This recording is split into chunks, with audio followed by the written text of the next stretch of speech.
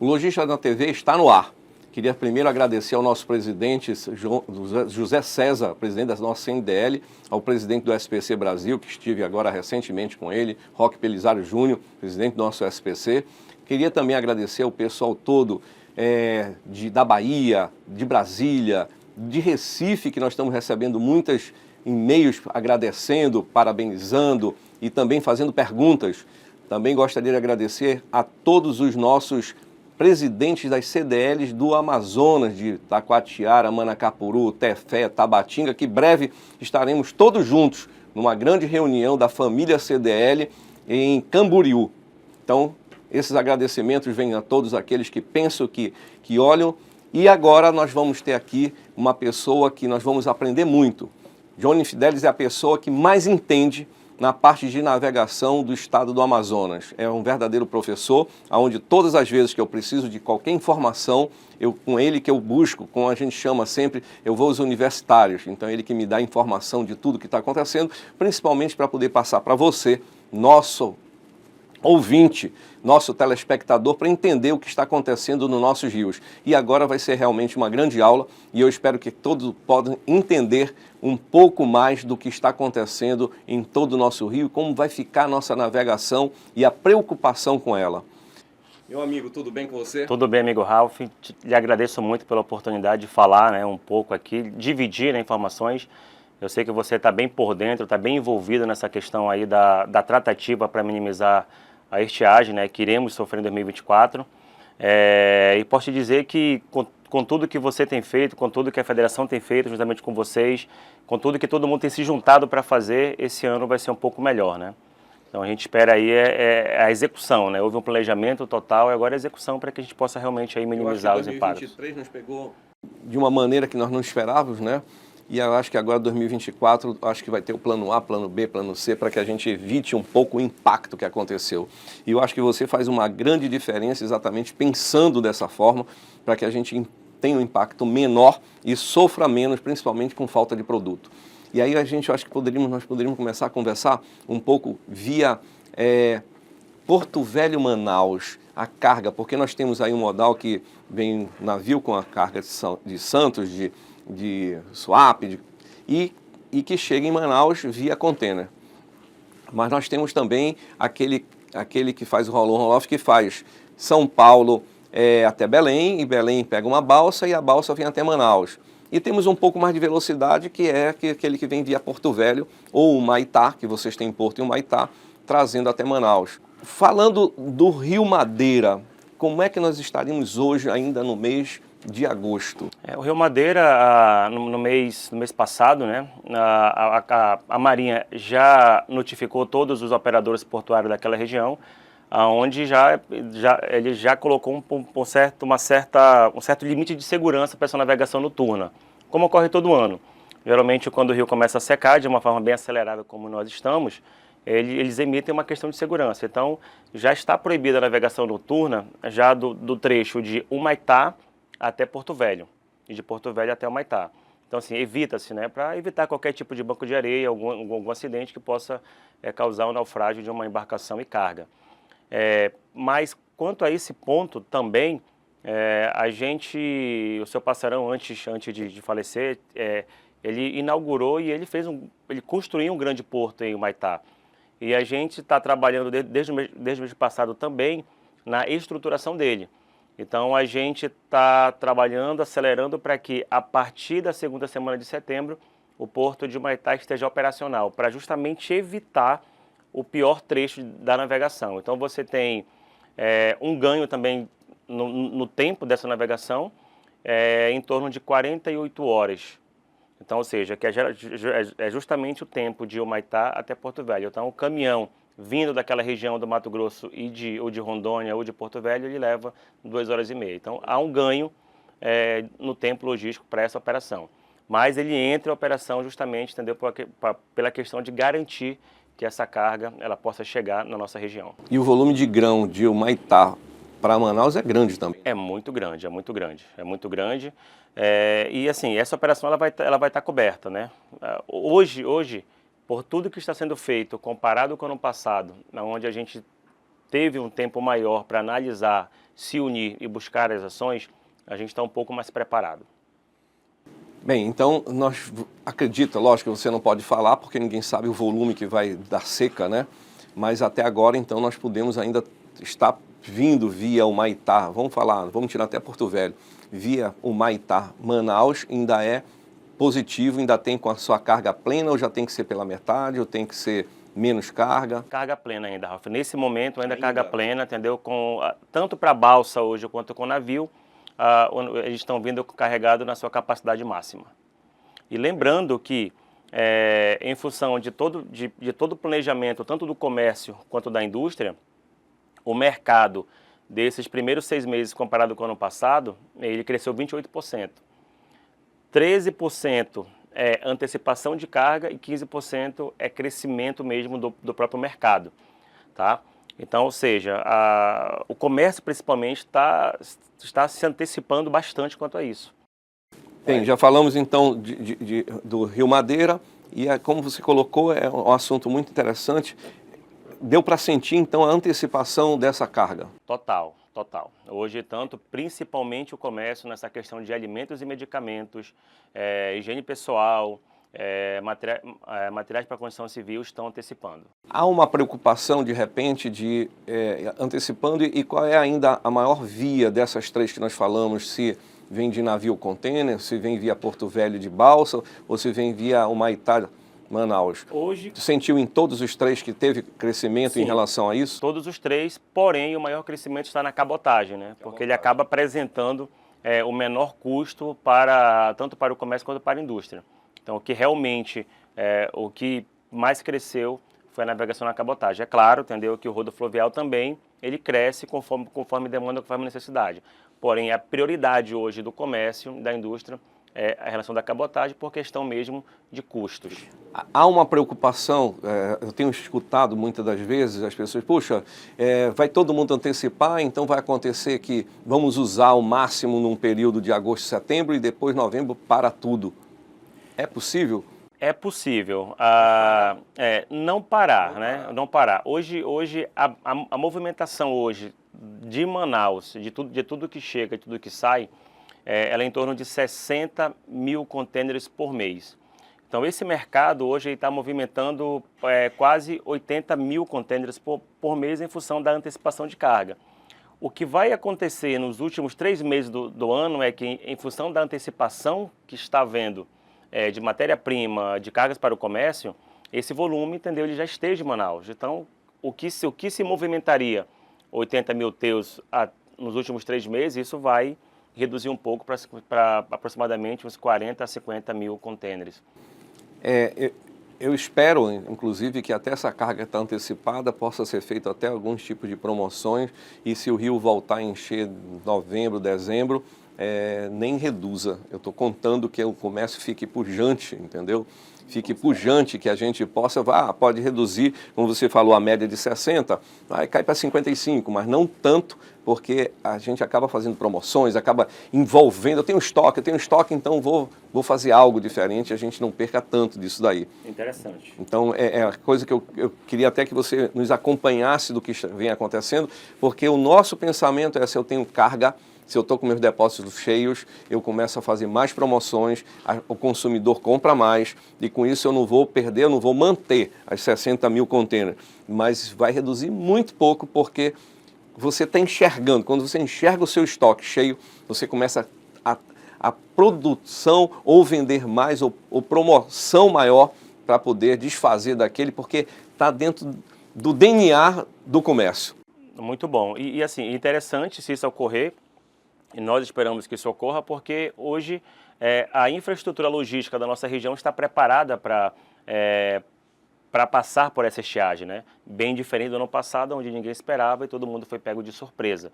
Então, se houver esse volume adicional nos últimos 3 meses, o Estado está preparado para recepcionar essas cargas. Ainda mais que nós conseguimos, no mês de agosto, setembro, outubro, novembro, que o governo do Estado, você paga 50% do ICMS na chegada do produto e que teria mais 45 dias para pagar os outros 50%. Isso tudo deu um fôlego de caixa, onde todo mundo está comprando mais, estocando mais para evitar o problema da falta do produto ou até o aumento do preço. Agora, vamos falar agora também balsa, né? Belém, Manaus. Você enxerga alguma coisa do que está secando? 12, 11, 10 por dia o Amazonas tem algum problema das balsas Belém, Manaus? A questão, quando você compara, né? Quando você compara balsa com navio, você tem um navio que ele cala, que ele afunda no rio aproximadamente 7, 8 metros, né? A balsa, no pior do cenário, entendeu? O calado dela vai ser 3 metros. Então, nessa navegação, para a balsa não haverá problema.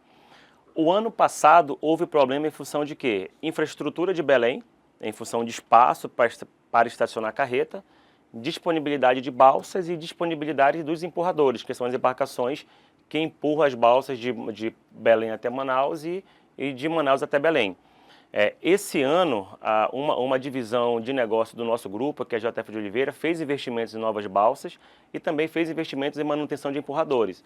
Então, no mínimo, terá mais ou menos uns 10 comboios adicionais, fora a aquisição de um terreno em Belém que já está pavimentado e pronto para estacionar carretas. Ou seja, esse trecho de Manaus, Belém, Belém-Manaus, ele sofreu investimentos positivos esse ano para que possamos passar um pouco mais tranquilos aí, caso haja necessidade de aumento do volume nesse segmento do Então, rodo a princípio, daquilo que nós passamos no ano passado, que não tinha lugar para estacionar, que não tinha lugar para o volume de carretas, porque todo mundo parou o navio, então todo mundo foi buscar a balsa Belém-Manaus.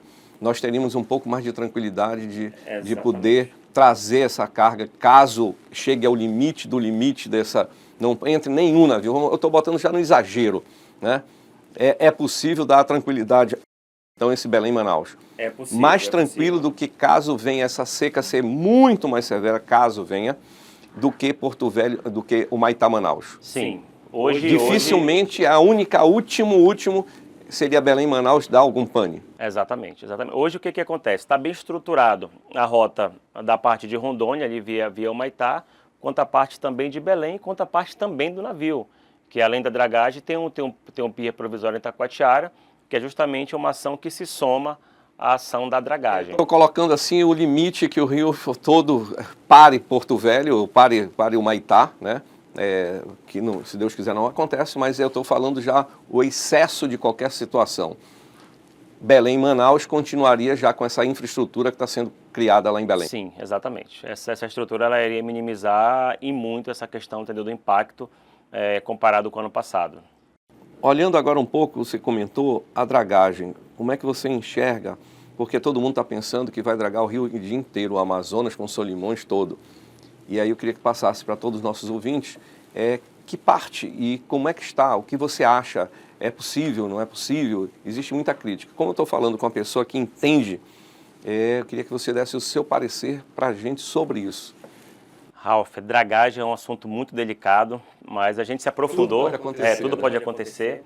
Mas a gente fez uma boa parceria, né, incluindo você também, né, como CDL. Incluindo o Marinha, Denit. Também queria agradecer também aqui o Eric Moura, uma pessoa que tem nos atendido, né, em tempo recorde, nas nossas demandas, nas nossas dúvidas. O capitão dos portos, que é o comandante Carvalhães também, é uma pessoa que tem nos ajudado bastante. Assim como a Receita Federal, assim como a própria Soframa, ou seja, estamos unidos com um único propósito. Diferente dos anos anteriores, em 2024 a gente se aprofundou nesse estudo quando se fala de dragagem. Durante todos os anos, a gente repetia frases do que traziam para todos nós. Em Enseada do Madeira, que é após ali Itacoatiara, se falava-se que eram 20 quilômetros de dragagem. Quando se falava em Tabocal, que é após Enseada do Madeira, se falava-se também em 20 quilômetros de dragagem. Com o estudo que aprofundamos via praticagem, né, na pessoa do João Gilberto, que também foi muito solícito em disponibilizar práticos e equipamentos modernos para se fazer esses estudos, notamos que em Enseada do Madeira, que falavam que eram 20 quilômetros de dragagem, nos estudos mostraram que são 4 quilômetros e são em locais pontuais. Quando você vai para Tabocal, são 2,5 km, e também em pontos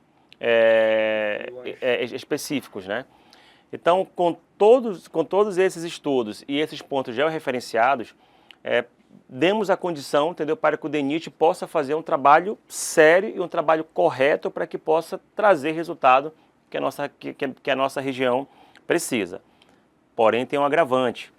Nós deveríamos ter iniciado a dragagem pelo menos na primeira semana de agosto, no pior dos cenários, na primeira semana de setembro. Então, porém, essa questão da burocracia, que saiu a licitação, seja o interpelou o processo, encontra informação divergente para o processo, para avaliação, isso vem atrasando esse processo. Então, sendo muito sincero, eu acredito que, infelizmente, a dragagem nesse ano não vai surtir efeito que nós esperávamos. Então, porém, com todo o trabalho que foi feito junto, incluindo vocês também, a gente veio com a ação 2, que é o pier provisório do Porto de Chibatão, na região de Itacoatiara. E é isso que a gente poderia comentar agora. Como é que seria? Porque todo mundo fica...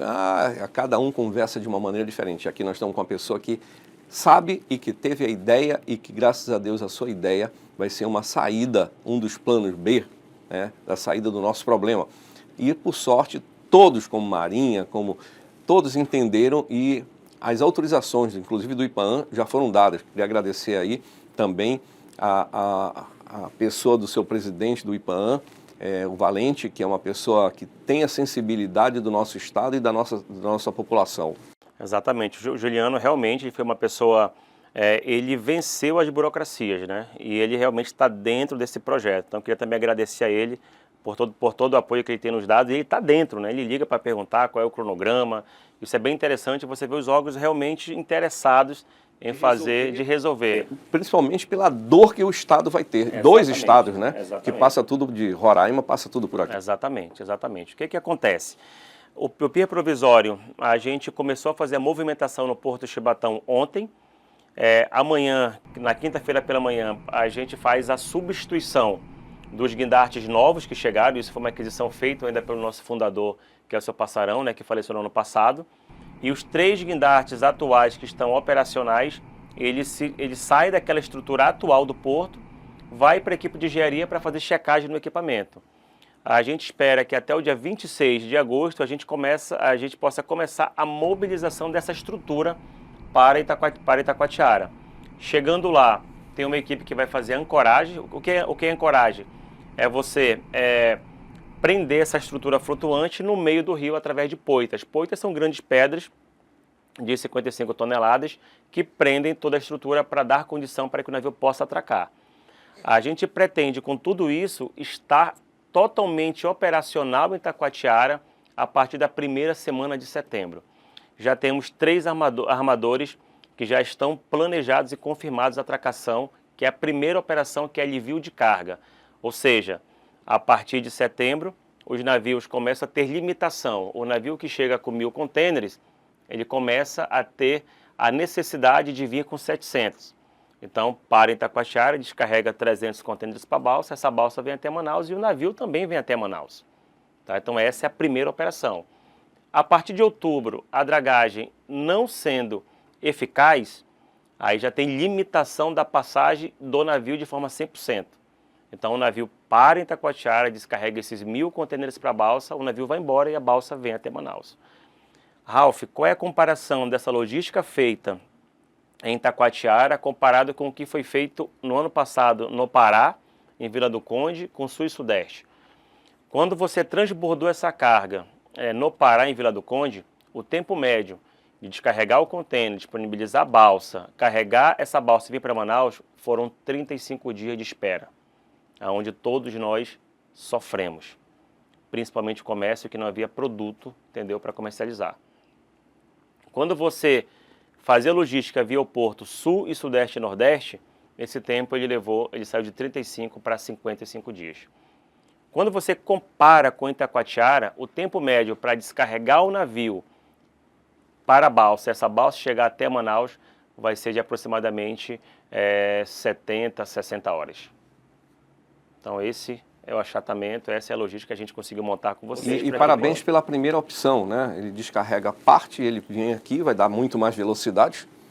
E caso aconteça de secar mais, aí você faz todo o transbordo dentro da área de Itacoatiara do navio, se esvaziar todo, carregar e voltar de novo. Agora lhe pergunto assim, é possível, na sua experiência, nos práticos, nas suas conversas, de Itacoatiara até Belém ter algum problema desse de o navio também não passar ou não? Naquela região onde foi escolhida, né, foi desenhada uma operação juntamente com todos os órgãos, Marinha, Suframa, IPAAM, DENIT, Praticagem, essa é a famosa área de estacionamento de navios de Itacoatiara. Não, estou dizendo a rota. Existe algum trecho da rota de Itacoatiara até Belém que possa acontecer? Não há. Tudo isso foi mapeado e o local onde nós estamos de Itacoatiara é o melhor local, aonde na vazante, no ano passado, ficou com 28 metros de profundidade naquela região. E essa navegação daquela região até ali Macapá, que é a entrada do navio saindo da parte de mar para o rio, também a gente não tem problema. Lembrando, entendeu, que hoje, em função da passagem de Macapá, onde já há limitação, o navio ele já vem com calado máximo de 11,5 metros, tá? Que é a capacidade máxima do navio. Então a gente não tem problema nenhum. Então, o nosso problema realmente continua sendo na Enseada do Madeira e na região do Tabocal. Então a opção 1 é descarrega parte, o navio levanta um pouco e passa tanto no Madeira como no Tabocal, independente do que você comentou, de fazer a dragagem. Mas caso seque mais, aí descarrega todo o navio em Itacoatiara e carrega ele todo de Itacoatiara e ele volta também. Exatamente. Isso não deixando de um navio não chegar até Manaus, isso é, até Itacoatiara. Exatamente. O que não chegaria até Manaus era o navio, mas chegaria a balsa. Aí eu lhe pergunto, das empresas que acabaram ampliando um valor, né, para $5.000 e outras 5.800, 5.900 dólares, em relação aqui ao seguro do navio, em relação a ele não voltar, em relação a ele vir com meia carga, em relação... Porque o que eu acho disso tudo, Johnny, é que poderiam ter sentado na mesa, principalmente com vocês, com quem traz a carga, que somos nós, né? E conversado, tendo um momento de dizer, olha, eu tenho um problema, eu preciso ter seguro do navio, eu preciso ter, ninguém sabe o que é. Só vem um papel frio e diz o volume. E no nosso cálculo, um navio de 3.000 contêineres que poderia estar vindo, aumentando $5.000, com mais o dólar que está muito alto, o que vai acontecer? São 75 milhões de reais que vão tirar do amazonense, vão sugar de dentro daquilo que poderia estar fazendo compras, vão sugar porque o preço vai subir por navio e vão levar. Isso me preocupa porque menos dinheiro na cidade, menos dinheiro, aí aquilo que a gente imaginava de fazer a compra, não vão comprar. Então, você não acha que pelo menos a conversa entre todos os interessados poderia ter sido feita do que tantas ações que vão entrar com eles? Com certeza, eu concordo quanto à questão de que foi uma negociação muito fria, né? Poderia até que seja isso, mas conversando com todos e a gente entendendo os motivos. Exatamente. Eu acredito o seguinte, né? E eu falei com várias pessoas do comércio, também da indústria. Foi muito frio o envio de uma mensagem informando que determinada época do mês ou do ano iria aumentar lá entre $5.000, né? E a cabotagem, se eu não me engano, foi R$14.000. Foi frio, mas o que eles se defenderam foi uma questão que é de praxe, né? Enviar o e-mail para o cliente, passar uma mensagem ao mercado, mas que eles abririam oportunidade para negociar com cada cliente uma condição diferenciada especial. E eu acredito, Ralf, que eles vão fazer isso. Vocês atuaram muito forte, né? Foram na parte... eu já estou sabendo que esse processo já está no CAD, já está na ANTAQ. Já estou sabendo também que a ANTAQ já começou a chamar alguns armadores para se explicar, entendeu? Referente, entendeu? Essa tarifa que foi informada.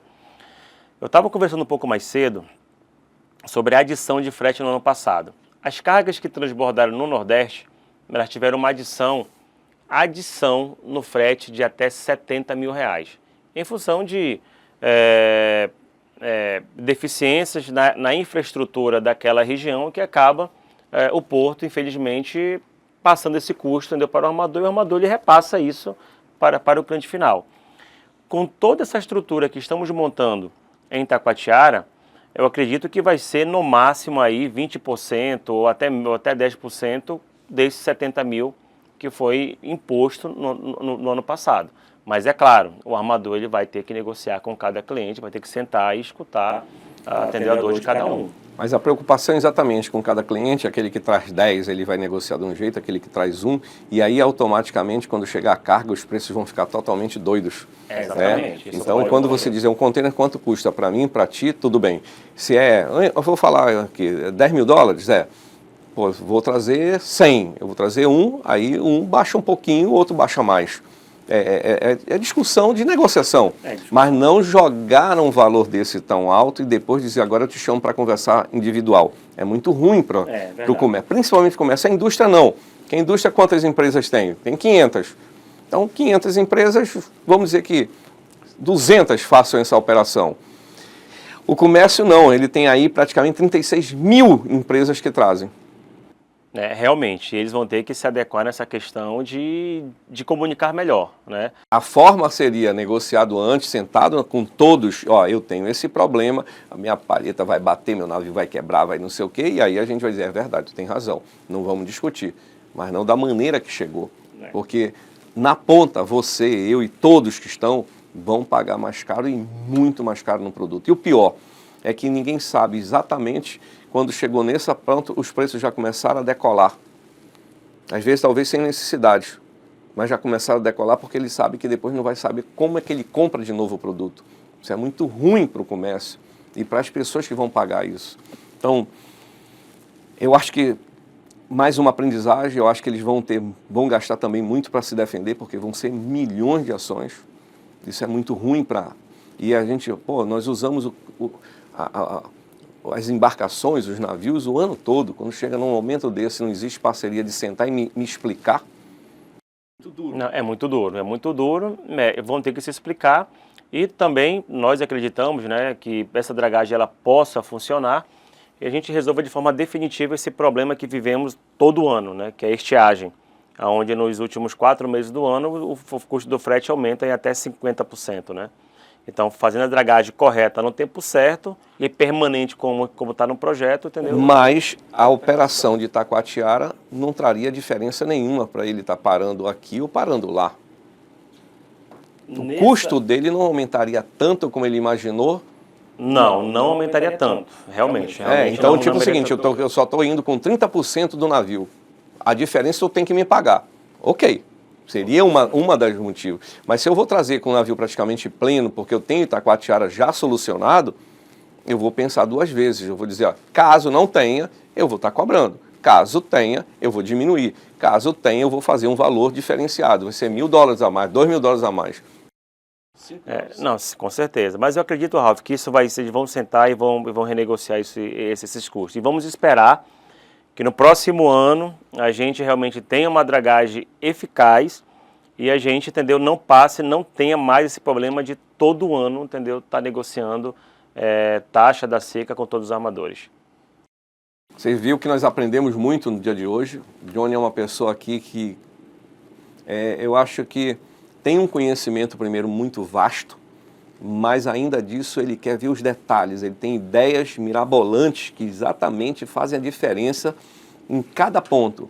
Eu acho até mais que se o governo estadual e o governo federal vissem um pouco mais quem é que conhece, os resultados poderiam ainda ser muito melhores.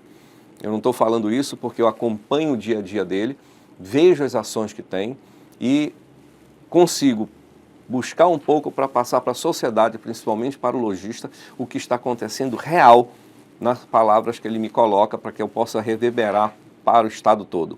Desde aquele que está lá em Tabatinga com problema seríssimo, com 50 centímetros de água, e essas pessoas que já compraram alguma coisa a mais para o interior. O Johnny é a pessoa que realmente tem o conhecimento, e eu acredito que aí junto com o Denit, eu acho que o Dr. Eric é uma pessoa muito sensível, fica longe da gente, não é amazonense, eu acho que daqui a pouco tem que dar um título para ele de ser cidadão amazonense, porque ele tem a sensibilidade de tentar buscar e resolver o melhor para toda a nossa população. Meu amigo, suas considerações finais. Ralf, primeiramente, novamente, né, agradecer pela oportunidade, agradecer de você estar junto conosco, né, eu lembro lá atrás, né, alguns anos atrás, quando você aceitou o convite de ir no Porto Chibatão, conversar com o seu Passarão, né, que é fundador do Grupo Chibatão, e você explicar principalmente a questão, em função do nosso atendimento, aonde o local da dor do lojista comparado à logística que nós tínhamos naquela época, que era muito deficitária. E eu lembro, quando você saiu do Chibatão, quanto o seu Passarão refletiu nessa questão de que ele precisava melhorar. E ele melhorou, né? Sem dúvida. E o seu Passarão também, eu posso falar um pouco dele aqui, quanto à questão de que eu tenho orgulho de ter trabalhado com ele. Ele foi uma pessoa que contribuiu muito com o nosso estado, né? E ele é amazonense, né, de Orunepé, e foi uma das pessoas que mais acreditou na nossa região. E hoje temos o Porto Chibatão. Quando você compara, em termos de produtividade de um porto que está localizado na Amazônia, o Porto Chibatão, em produtividade, a gente pede para os portos de Santos, porque o tipo de operação e o tipo de atracação de navio ele é diferente. Enquanto você tem na Amazônia atracação de navios em um pier flutuante, no sul e sudeste você tem atracação de navios no costado, ou seja, no cais fixo, né? Mas mesmo assim, em termos de produtividade hoje... Baixar 20 metros e subir 20 metros, eles vão ver o que é. Exatamente, mas em termos de produtividade a gente só pede para os portos de Santos. E todos os investimentos tecnológicos que o seu Passarão realizou em nossa região, deu a total capacidade de nós crescermos. Se a gente for considerar em 2002, quando as operações de navios aconteciam ao largo, o navio ficava fundeado, descarregando cargas do navio para a balsa, naquela época Manaus movimentava 80 mil contêineres por ano. E hoje, com tudo que foi investido pelo seu Passarão, chegamos Manaus a movimentar 751 mil TEUs por ano. Quando você pega os 26 estados brasileiros, Manaus, o Amazonas, é o quarto estado com a maior movimentação do Brasil. E quando você pega o Amazonas, quando você pega Manaus, 60% é o comércio. Entendeu? Então eu tenho falado isso muito, explicado isso em reuniões, porque a gente acha que o comércio ele é pequeno. Não, ele é responsável por 60% da movimentação do estado do Amazonas. Então agradecer e convidar também os lojistas para estarem conosco em Itacoatiara, no lançamento e na primeira operação de navios naquela região, no pier provisório, que está previsto para dia 4 de setembro. Perfeito, parabéns. E até, antes que me lembrei aqui de uma pergunta, existe algum problema de falta de contêiner, de vinda, de ida? Existe alguma coisa desse jeito? Olha, Ralf, o que está acontecendo, né? Em função de antecipação de carga, tanto para a parte do distrito quanto a parte principalmente do comércio, alguns portos da região colapsaram, entendeu? Então, assim, os armadores não estão conseguindo retirar esse contêiner vazio. Por quê? Manaus é o polo importador. A cada 1.000 contêineres de importação que chegam em Manaus, 20 ou 30 retornam cheios, tá? Então o que acontece? Em Manaus você tem sobra de contêiner vazio. E quando esses navios não conseguem reposicionar esses contêineres para outra região, tem uma falta de contêineres em outras regiões, que é o que está ocorrendo hoje. Por causa desse crescimento que teve. Exatamente. Carga chegando. Exatamente. Um volume maior do que o distrito invasando e mandando de volta. Exatamente, entendeu? Então o que acontece? Não consegue reposicionar os contêineres. Manaus está com muitos contêineres vazios e acaba faltando isso em alguma região do nosso Brasil. Eu espero que você chegue só na parte ainda de meio navio e o navio chegue até Manaus. Nós esperamos isso, que Deus nos ajude nessa situação. Acontecendo isso, o impacto vai ser um pouco menor e aí descarrega, pelo menos aprende, caso no futuro aconteça de todo ele, mas já tenha a noção da operação. Com certeza, nós também esperamos isso, tá, Rafa? Mas como você diz, tem que ter o plano C, né? Então a gente também está preparado para esse plano C, que é descarregar 100% do navio. Vão ter 22 balsas reservadas, todas com CE mercantes, alinhadas com todos os órgãos à disposição em Itacoatiara. Só tenho que agradecer também a toda a família lá do do Passarão, como também a família do Chibatão, né? O Johnny, que já faz parte, e que continue nos dando informações precisas para que a gente tome as nossas decisões, como foi visto o crescimento que teve da carga, com a ajuda do Estado também em relação ao ICMS. E isso tudo faz diferença para a gente poder manter, como ano passado não tinha produto para vender. E aí a demissão de funcionário. Esse ano, se Deus quiser, com a carga maior, a gente não tenha tanto problema, aprenda muito com isso que vai acontecer, com esse tipo de plano A, plano B, plano C, aprenda para que a gente possa segurar os funcionários, não demitir ninguém, pelo contrário, poder contratar mais pelo volume de carga e volume de gente. É bom que a gente aprende a um volume grande de carga, você vai conhecer como é que é a operação. Vocês, eu acredito que estão rodando 24 horas, deve ser uma coisa de louco, o volume de container lá deve estar super lotado. Está bem movimentado, mas nós nos preparamos para isso. Aprendemos, né, com o seu Passarão, né, que era uma pessoa empreendedora e visionária. Então a gente se preparou, a gente teve tempo para se preparar com investimentos em equipamentos e infraestrutura para suportar esse momento. E falando de funcionários, Ralf, eu queria só também compartilhar com você que praticamente quase que 80% da mão de obra a ser contratada para a operação em Itacoatiara, o nosso RH estava em Itacoatiara, estamos buscando pessoas de lá, até para contribuir socialmente com aquela região. Lógico, aumenta o valor que eles ganham, vão gastar em próprio Itacoatiara cresce, aí vem o supermercado, vem o lojista, vem todo mundo entra nesse pacote de resolver, tentativa de resolver nesse momento. Exatamente. Bem, eu só tenho que lhe agradecer a todos que nos ouviram, todos aqueles nossos telespectadores. Eu espero que a gente possa daqui a alguns meses voltar de novo onde deu tudo certo, aconteceu, o rio está subindo e ter paz de novo e a gente possa voltar à nossa vida normal e pelo contrário, dizer, ó, além de ter crescido, nós conseguimos trazer mais um pouco, na média do ano, o resultado de container, isso é mais mercadoria, mais compra, mais emprego. Muito obrigado a todos.